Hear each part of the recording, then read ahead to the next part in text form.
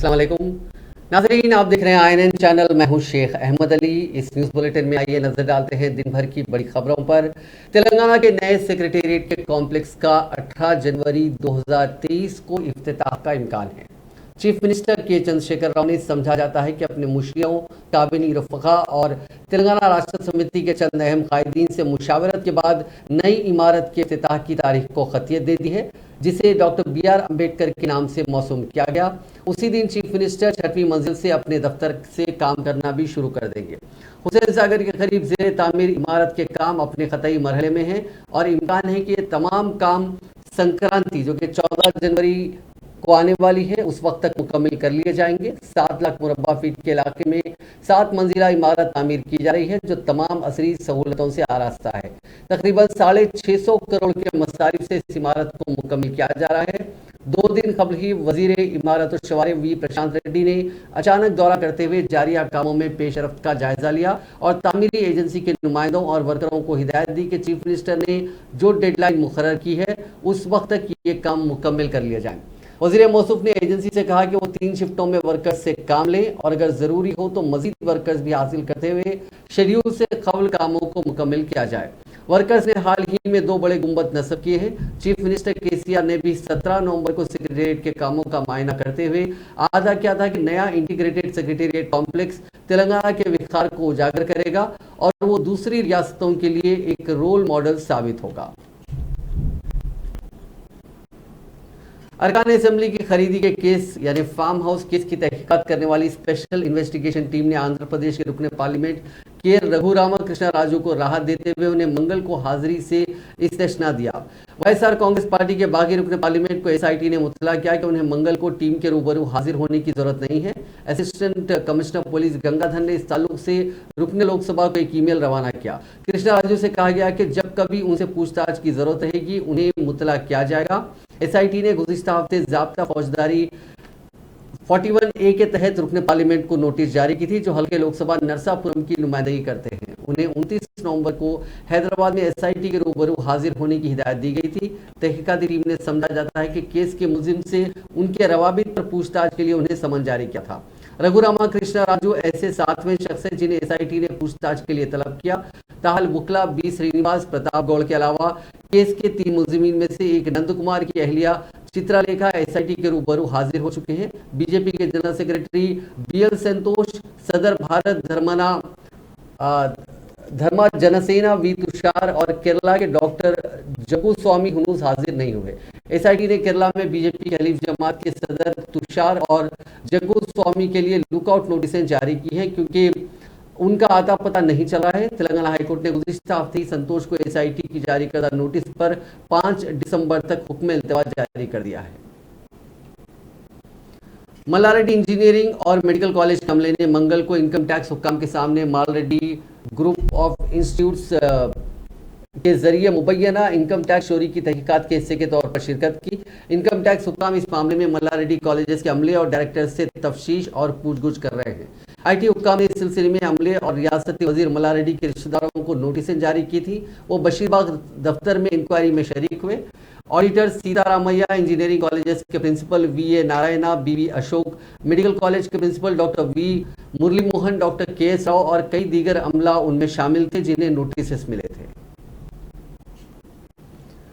हैदराबाद के हयात नगर इलाके में सेल फोन्स पर फहश फिल्में देखकर एक लड़की के साथ गैंगरेप करने वाले 5 बच्चों को पुलिस ने पकड़ लिया। हैरत की बात यह है कि जहां लड़की की उम्र 17 साल है, वहीं बच्चे भी 9वीं और 10वीं जमात के तुलबा बताए गए हैं। पुलिस ने बताया कि लड़के अपने स्कूल के औकात मुकम्मल होने के बाद मोबाइल फोन्स में फहश वीडियो देखा करते थे। उन्होंने अपनी जिनसी ख्वाहिश की तकमील के लिए एक लड़की को निशाना बनाने का फैसला किया, जो उनकी हमजमात बताई गई। मुतासरा लड़की उन लड़कों से बातचीत किया करती थी। उन्होंने उसका फायदा उठाया और माह अगस्त 2022 में पहली बार मुतासरा लड़की को उसके घर वालों की गैर मौजूदगी में धमकी देकर जिनसी ज्यादती का निशाना बनाया। उनमें से एक ने इस शर्मनाक हरकत की सेलफोन में वीडियो रिकॉर्डिंग की। 10 दिन के बाद उन्हीं में से एक लड़के ने दोबारा लड़की की असमत रेजी करके उसकी सेलफोन में रिकॉर्डिंग की और व्हाट्सएप के जरिए दोस्तों को ये वीडियो शेयर किया। इस बात का इंकशाफ होने के बाद लड़की ने अपने वालिदैन से शिकायत की। वह हयात नगर पुलिस से रुजू हुए। पुलिस ने इस मामले में केस दर्ज करके लड़की को तिब्बी मायने के लिए हॉस्पिटल भिजवा दिया और लड़कों को पकड़कर जुवेनाइल जस्टिस बोर्ड के सामने पेश किया। पुलिस ने आवाम से अपील की है कि वो इस केस से मुतालिक नाबालिग बच्चों की जानिब से बनाए गए वीडियो को शेयर ना करें। अगर किसी को ये वीडियो सोशल मीडिया प्लेटफॉर्म पर नजर आए तो पुलिस से शिकायत की ख्वाहिश की गई।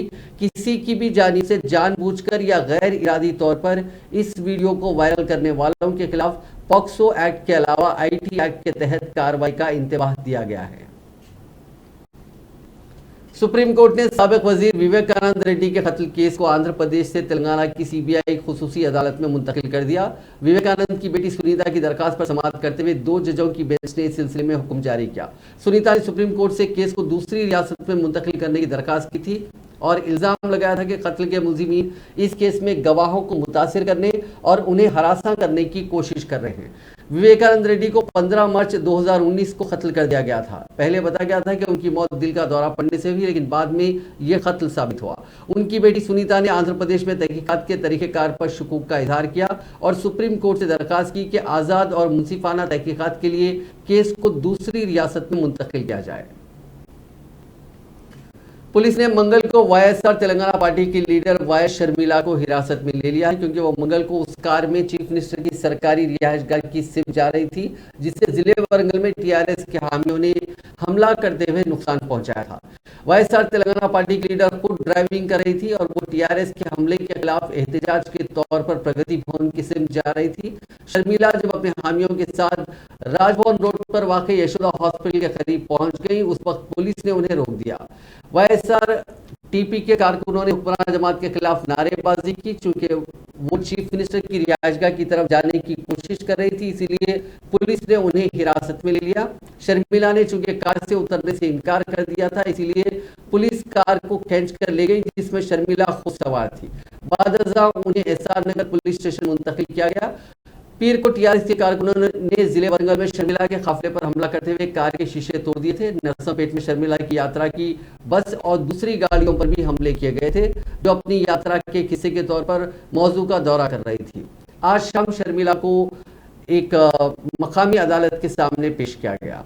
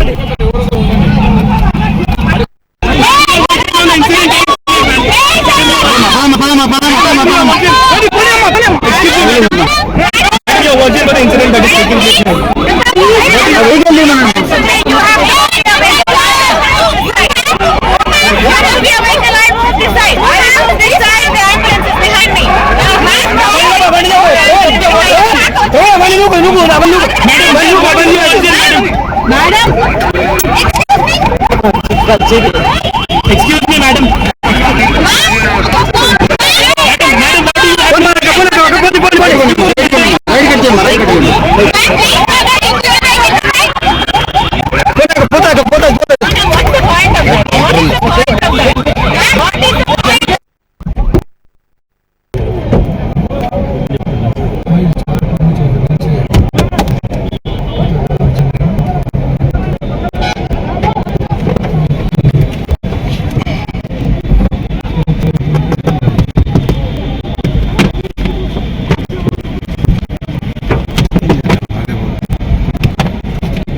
ग्लास में चोचिए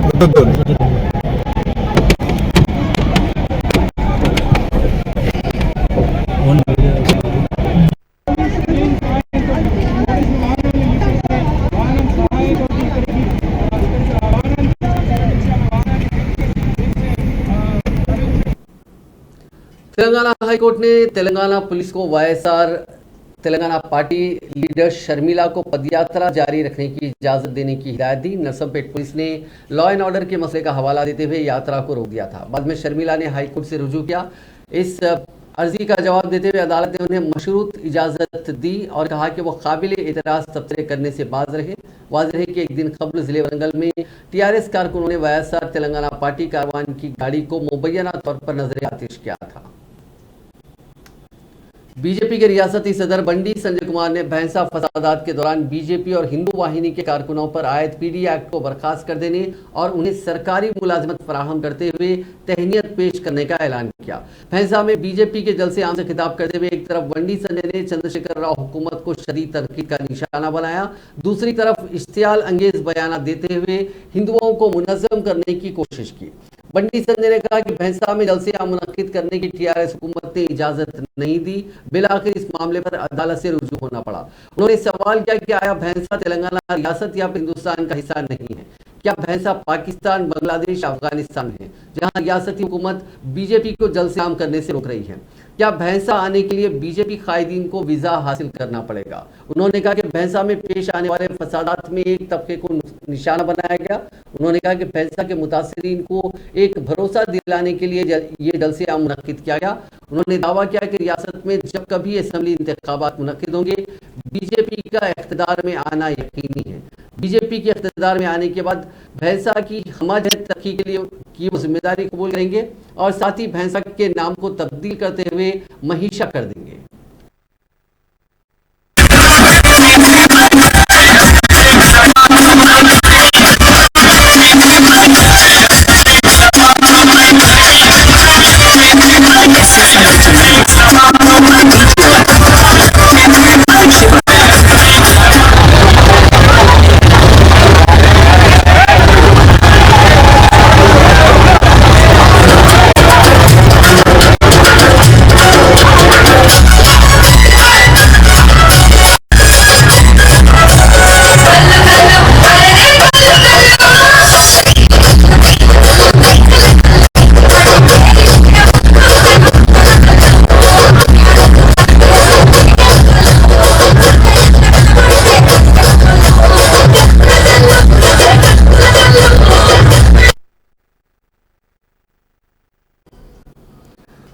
मरकजी वजीर सियाहत जी किशन रेड्डी ने आज बीजेपी कायदीन से खिताब करते हुए कहा कि टीआरएस और कम्युनिस्ट पार्टियां मिलकर रियासत के पुरअमन माहौल को खराब करने की कोशिश कर रहे हैं।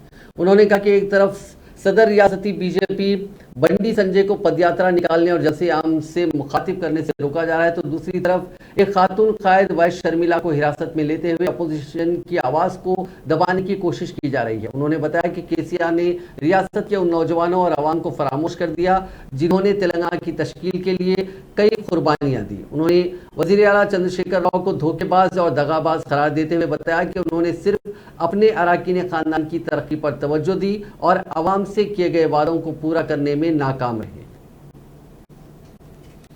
वजीर इंडस्ट्रीज व आईटी केटी रामाराव ने कहा कि मुल्क में हैदराबाद शहर रिहाइश के लिए इंतहाई मौजू मकाम है। अजीम तर हैदराबाद को कौमी और बैनुल अक़वामी सतह पर कई अवार्ड्स और शिनाख्त हासिल हुई। रीप्लानेट इनिशिएटिव प्रोग्राम में शिरकत करते हुए इस मौके पर केटीआर ने कहा कि शहर हैदराबाद को दुनिया का बेहतरीन माहौल दोस्त शहर में तब्दील करने के इक़दाम किए जा रहे हैं। उन्होंने कहा कि हैदराबाद शहर में गुज़िश्ता 5000 साल के दौरान जो शहरियाना का काम हुआ, ये काम आइंदा 50 साल में इससे कहीं ज़्यादा होने का इम्कान है। उन्होंने कहा कि रियासती हुकूमत शहरियाने के अमल यानी अर्बनाइजेशन के अमल में शहरी इलाकों में बुनियादी सहूलतों की फराहमी पर खुसूसी तवज्जो दे रही है। हिंदुस्तान में अर्बनाइजेशन का अमल तेज़ी के साथ आगे बढ़ रहा है। इसमें तेलंगाना रियासत सबसे आगे है। रियासत के दारुल हुकूमत हैदराबाद के अलावा तेलंगाना के कई शहरी इलाकों में अर्बनाइजेशन का अमल तेज़ी के साथ आगे बढ़ रहा है। इसके लिए हुकूमत का अहम दखल है, जहाँ हुकूमत की जानिब से बड़े पैमाने पर बुनियादी सहूलतों को फराहम किया जा रहा है। CSDP of the state. To put it in numbers, let me put it this way.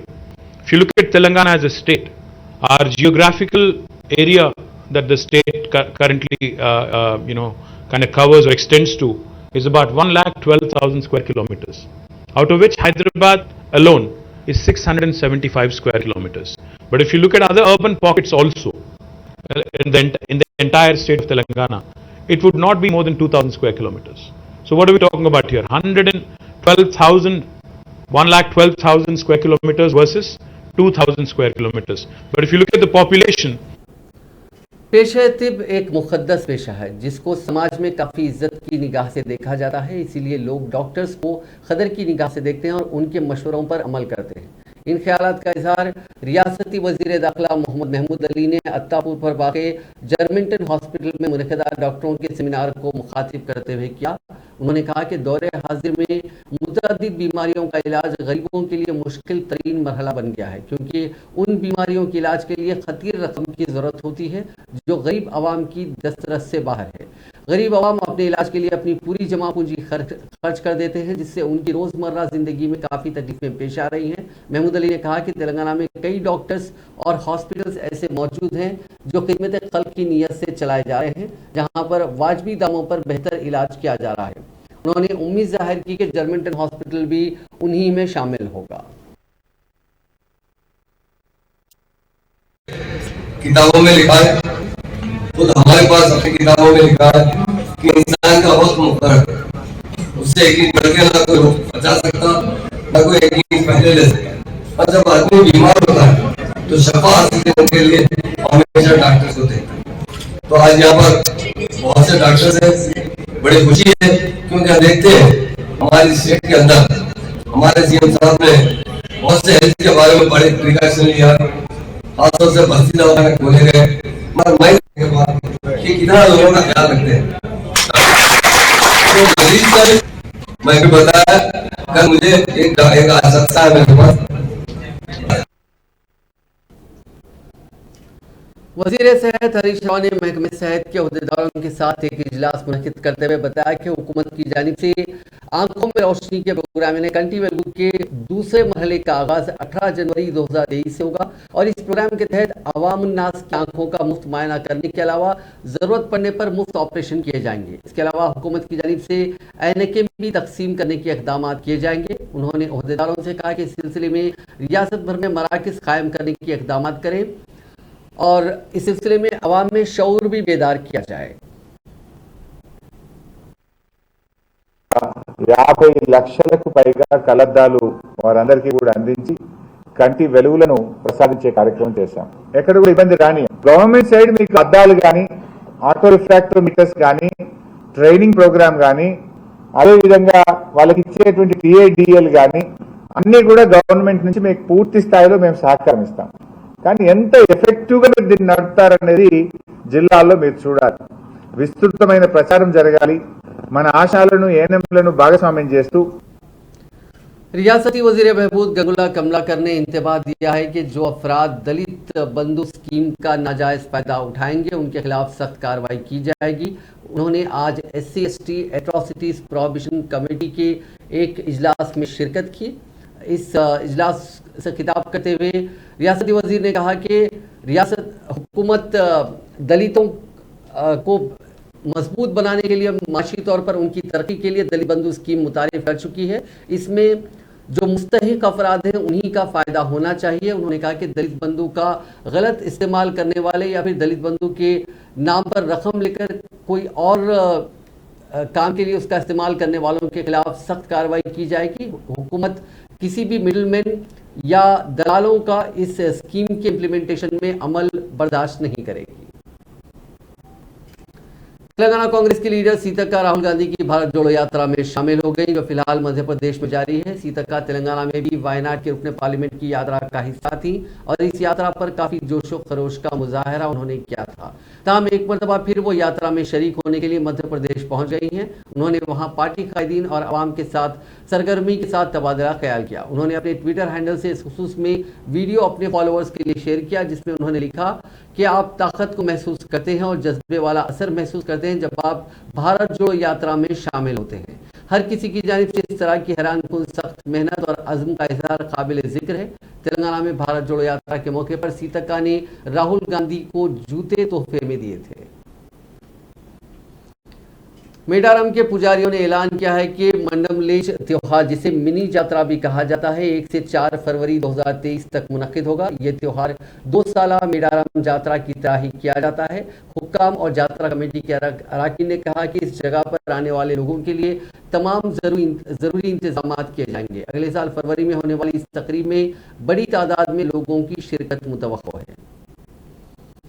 Regional passport officer Hyderabad D Balayya ने मंगल को मुद्दा किया कि तत्काल या आम ज़मरे के तहत दरखास्तों के अदखाल के लिए तवील अपॉइंटमेंट को कम करने की एक कोशिश के तहत तमाम 5 पासपोर्ट सेवा केंद्रों को पासपोर्ट दरखास्तों की यकसुई के लिए हफ्ता यानी 3 दिसंबर को खुले रखने का फैसला किया गया है। उनमें हैदराबाद में 3, जिनमें अमीरपेट, बेगमपेट और टोली चौकी है। इसके अलावा करीमनगर और निजामाबाद में एक के अलावा तमाम 14 पोस्ट ऑफिस पासपोर्ट सेवा केंद्र शामिल रहेंगे। यहां जारी करदा एक प्रेस नोट के जरिए रीजनल पासपोर्ट ऑफिसर हैदराबाद ने मजीद बताया कि तत्काल के तहत 70% और आम जमरे के तहत 30% अपॉइंटमेंट जारी किए जाएंगे। दरखास्त गुजारों से ख्वाहिश की गई है कि वो तत्काल जमरे के तहत दरखास्तों के अदखाल के लिए जिन दस्तावेजात की जरूरत होती है उनके बारे में पासपोर्ट सेवा पोर्टल से मालूमात हासिल कर लें। उन्होंने मजीद बताया कि आम जमरे की दरखास्तों की यकसुई के लिए तमाम 14 पोस्ट ऑफिस सेवा केंद्रों में मुकम्मल अपॉइंटमेंट जारी किए जाएंगे। चीफ सेक्रेटरी सोमेश कुमार ने कहा कि चीफ मिनिस्टर चंद्रशेखर राव की हिदायत पर मुख्तलिफ महकमों में मुख्तलिफ जमरों के तहत अब तक 60,929 जायदादों पर तकर्रुरात के लिए नोटिफिकेशन जारी किए गए हैं। मजीद 16,940 जायदादों पर तकर्रुरात के लिए अनकरीब नोटिफिकेशन जारी किया जाएगा। उन्होंने आज आरजी सेक्रेटेरिएट BRKR भवन में सरकारी मुलाजिमतों पर राज तकर्रुरात के सिलसिले में तेलंगाना पब्लिक सर्विस कमीशन के सदर नशीन डॉक्टर B जनार्दन रेड्डी और मुख्तलिफ महकमों के आला अहदेदारों के साथ जायजा लिया। इस मौके पर खिताब करते हुए चीफ सेक्रेटरी सोमेश कुमार ने कहा कि मुख्तलिफ महकमों में सरकारी मुलाजिमतों पर तकर्रुरात के लिए Telangana public service commission, medical recruitment board, police recruitment board, residential education recruitment board व दीगर रिक्रूटमेंट एजेंसियों की खिदमात हासिल की जा रही हैं। उन्होंने अहदेदारों को हिदायत दी कि तकर्रुरात के अमल को मुकर्ररा वक्त में खत्म किया जाए। सर्विस रूल्स में की जाने वाली तब्दीलियों को मुकम्मल करते हुए उसकी तमाम तफसीलात तेलंगाना पब्लिक सर्विस कमीशन के हवाले की जाए, जिसकी बुनियाद पर पब्लिक सर्विस कमीशन आइंदा माह सरकारी जायदादों पर तकर्रुरात से मुताल्लिक नोटिफिकेशन जारी करेगा। उन्होंने तकर्रुरात के अमल का यौमिया असास पर जायजा लेने की हिदायत दी। जायजा इजलास में महकमे फाइनेंस के special chief secretary Ramakrishna Rao और दीगर आला अहदेदार मौजूद थे। आसिफ नगर के इलाके झिर्रा किशन नगर में SN ट्रेडर्स नामी सिगरेट की होलसेल दुकान में 26 नवंबर को दिन दहाड़े चोरी हुई। चोर होंडा की डियो गाड़ी पर आकर सुबह 7 बजे आराम से दुकान के शटर का लॉक को उन्होंने तोड़ दिया और दुकान से कैश काउंटर से 1,80,000 रुपए नकद, सिगरेट के पैकेट्स के साथ साथ CCTV का DVR भी लेकर फरार हो गए। दुकान के ओनर सैयद नासिर ने आसिफ नगर पुलिस स्टेशन में शिकायत दर्ज करवाई। आसिफ नगर पुलिस इस सिलसिले में तहकीकात कर रही है। पूरा कैश लेके चले गया उन्हें। सैटरडे के दिन सबके पेमेंट आ रहे थे तो पेमेंट आ रखे हुए थे, पूरा कैश लेके चले गया और बड़ावल फ्लैग, माइल्स, लाइट्स, ये 3 ही सिगरेटा लेके गया भाई। पूरे सिगरेटों में से 7-8 चीज थे, ये लेके चले गया और ये कैमरों का DVR भी लेके चले गया भाई। उसकी कुछ भी रिकॉर्डिंग भी हम लोगों की नहीं है। बाजू वालों के कैमरों में से जैसे फुटेज निकाल रहे हैं हम लोग, तो उसमें उसका होलिया वगैरह समझ में नहीं आ रहा। पूरा मॉन्की कैप पहन के, उन्हें फेस पे मास्क पहन के, पर खाली गाड़ी दिख रही, ब्लू कलर की ड्यूक गाड़ी है, पर उसका नंबर प्लेट नहीं आ रहा कुछ भी, कोई से भी कैमरा में नहीं आ रहा पूरी गली में। कितना कैश गया? कैश 1,80,000 था भाई। हाँ, पूरा सामान मिला के कितना रहा आपका? 2.5 लाख तक आ रहा है पूरा सामान। चिड़िया में जी हाँ। पुलिस स्टेशन कौन सा है? आसिफ नगर पुलिस स्टेशन है भाई। मैं कंप्लेन लिखा, कल FIR मिली मेरे को उसकी, अभी इंक्वायरी कर। आप उसको CCTV में देखे थे? नहीं समझ में आ रहा, नहीं पहचान नहीं आ रहा, सिर्फ आँखान दिख रहे उसके, जान पहचान का नाम था? नहीं समझ में नहीं आ रहा कुछ भी। मॉन्की कैप पहन के, उन्हें फेस पे मास्क पहन के, सिर्फ आँखान दिख रहे। इनमें चोरी करा बोलो तो कोई जान पहचान के लूंगा ना। जब कुत्ता नहीं समझ में आ रहा फुटेज में, जान पहचानत का चाहे कोई हमारे पीछे है नहीं मालूम, पर ये दुश्मनी निकाल रहे हैं हमारे साथ। अब पुलिस वाले पकड़। जिले नेल्लूर में पेश आए सड़क हादसे में 2 अफराद हलाक और दीगर 7 जख्मी हो गए। यह हादसा जिले के कावरा गुंडा की कौमी शाहरा के करीब मंगल को उस वक्त पेश आया जब लॉरी के ड्राइवर ने उसका तवाजुन खो दिया और ये लॉरी ऑटो से टकरा गई। हादसा इतना शदीद था कि 2 अफराद मौके पर ही हलाक हो गए। इस हादसे के वक्त ऑटो में जिले के चिल्का संगम से ताल्लुक रखने वाले 18 अफराद सवार थे। महलूकीन की शिनाख्त वृद्धैया और नारायणमा के तौर पर की गई है। इत्तला मिलते ही पुलिस वहां पहुंची, जिसने लाशों को पोस्टमार्टम और जख्मियों को इलाज के लिए अस्पताल मुंतकिल किया। तेंदुए के हमले में गाय के 3 बछड़ों की मौत का वाकया मेदक जिले में पेश आया। जिले के नरसापुर मंडल के नितनाईपल्ली गांव के नवाही इलाके में इस तेंदुए ने कल शब अचानक उन बछड़ों पर हमला कर दिया था। तफसीलात के मुताबिक अर्जुन ने खेत में गायों बछड़े बांधे थे और घर चला गया था, लेकिन इसी रात तेंदुए ने बछड़ों पर हमला कर दिया। इस हमले की इत्तला मिलते ही गाँव वालों की बड़ी तादाद मौके पर पहुंच गई। अर्जुन ने इस वाक़े पर अफसोस का इजहार किया और इसको मुआवजा अदा करने का मुतालबा किया। मोबाइल फोन चार्ज करने के दौरान बर्की शॉक लगने से 10 साल लड़की की मौत हो गई। यह अफसोसनाक वाकया तेलंगाना के खम्मम जिले के ईजा मंडल में वाक़े एडुगु नेपल्ली में पेश आया। तफसीलात के मुताबिक गांव के बसवराजू और जेतिंदल की बेटी निहारिका 4th जमात में पढ़ती है। रात तकरीबन 8 बजे घर में मोबाइल फोन चार्ज करने के दौरान उसे बर्की शॉक लगा और वो मौके पर ही दम तोड़ गई। गांव वालों का कहना है कि गांव में ट्रांसफार्मर की अर्थिंग ठीक से काम न करने की वजह से ये वाकया पेश आया। उन्होंने कहा कि गुज़िश्ता 20 दिनों से बर्की की वजह से बाज़ घरों में पंखे और टीवी जल रहे हैं। गांव वालों ने शिकायत की कि उन्होंने बर्की हुक्काम की तरफ तवज्जो दिलाई, लेकिन कोई कार्रवाई नहीं की गई। गाँव वालों का कहना था कि बर्की महकमे के अहलकारों की लापरवाही की वजह से लड़की की मौत हुई है। Special crime team south zone और छतरीनागा पुलिस ने मिलकर मोटरसाइकिलों के सारिख और मसरूका माल रखने वाले शख्स दोनों को गिरफ्तार कर लिया। उनके पास से 16 बाइक जब्त कर ली गई, जिसकी मालियत लाखों रुपए बताई गई। मुलजिम आकाश, जो पुगड़े का रहने वाला बताया गया है, गाड़ियों की चोरी के बाद मोहम्मद सुहेल की मदद से उन्हें छुपा कर रख दिया करता था। एक नौजवान ने बाप की मौत के गम में खुदकुशी कर ली। हयातनगर पुलिस स्टेशन के हुदूद में यह वाकया पेश आया। पुलिस ने बताया कि 33 साल श्रीकांत, जो कि भाग्यलता कॉलोनी में रहा करता था, उसका बाप 6 माह कबल फौत हो गया। बाप की मौत के बाद से नौजवान काफी मायूस रहने लगा था। उसने जिंदगी से तंग आकर कल अपने मकान में फांसी ले ली। पुलिस को उसके पास से एक सुसाइड नोट मिला, जिसमें उसने लिखा कि उसकी मौत के लिए कोई जिम्मेदार नहीं है। नौजवान ने अपने भाई को माँ की अच्छी तरह से देखभाल करने का मशवरा दिया। नामपल्ली में इनकम टैक्स टावर से कूदकर एक अटेंडर ने खुदकुशी की कोशिश की है। तो उसने आईटी टावर के 5वें माले से छलांग लगाई। इस अटेंडर की पहचान आशुतोष के नाम के तौर पर की गई है। नामपल्ली पुलिस इस सिलसिले में तहकीकात कर रही है।